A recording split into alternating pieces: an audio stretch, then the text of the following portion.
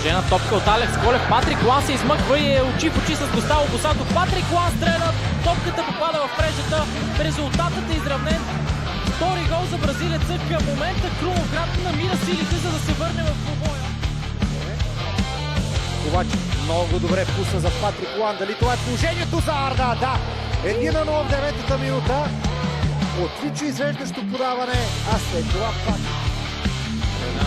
През центъра, където момчуца дълното намина Серкан Юсеин. Това изглежда опасно възможно за Крумовград 2-0. Атака като по учебник за домакините и Патрик Лан прави резултата.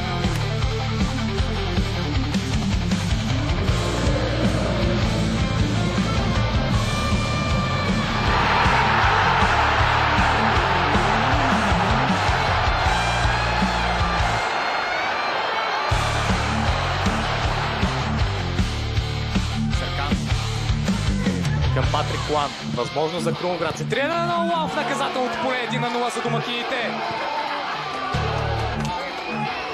Крумовград открит.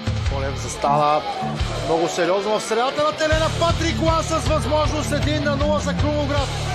Александър Колев Някак стигна до Патрик Лан, който може да влезе в наказателното поле. Центриране Патрик Лан по земя и 2-0 за Крумовград. След само 4 минути. Обаче има трудни възгледи как да продължи нападението. Хубава паса към Миланович. Сораков може да завършва. Насочи топката Сораков към Патрик Лан, който изравнява резултата в 53-та минута.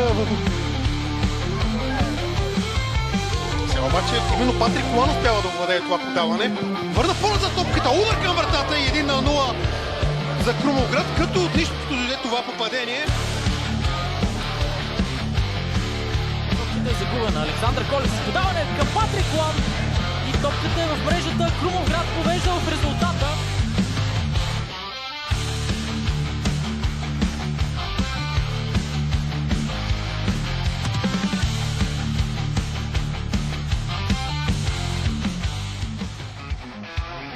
Berami.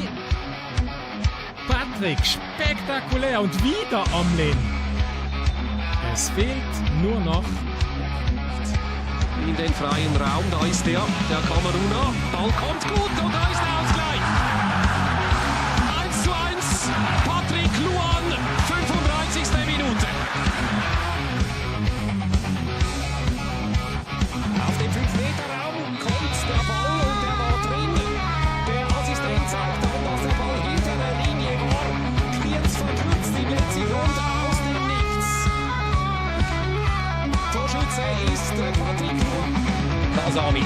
Stojkovic, Luan, Tor. Paukenschlag. Noch 2,5 Minuten in Dubio. Sion führt gegen den FCZ mit 1:0.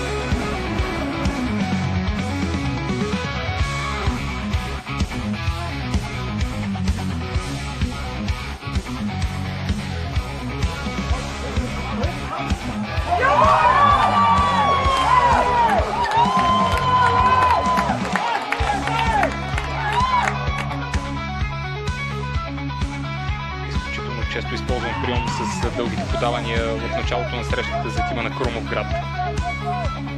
Серкан Юсеин. Патрик Лан силно центриране. Топката стига до Джунейтели, който пробва. Лан. Надясно е Карагарен, именно към него е подаване. Ще видим Людо.